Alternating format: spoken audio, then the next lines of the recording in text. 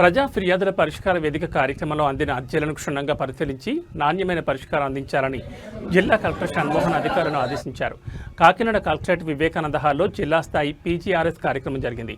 ఈ కార్యక్రమంలో జిల్లా కలెక్టర్ షణ్మోహన్, జేసీ రాహుల్ మీనా, జిల్లా రెవెన్యూ అధికారి జె వెంకట్రావులతో పాటు ఇతర జిల్లా స్థాయి అధికారులు పాల్గొన్నారు. కాకినాడ నలుమూల నుంచి వచ్చిన ప్రజల నుంచి మొత్తం 365 అర్జీలను, వినతులను అధికారులు స్వీకరించారు.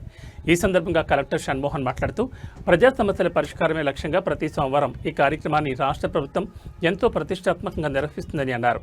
అందిన దరఖాస్తులను సంబంధిత శాఖల అధికారులు సత్వరం సమగ్రమైన విచారణ చేపట్టి తగిన పరిష్కారం అందించాలని ఆదేశించారు.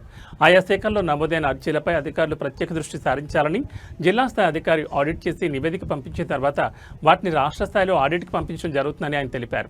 ఈ కార్యక్రమంలో trainee collector Manisha, BC corporation ED A Srinivas, CPO P Trinath, DPO Ravikumar, GGH collectorate విభాగాల అధిపతులు పాల్గొన్నారు.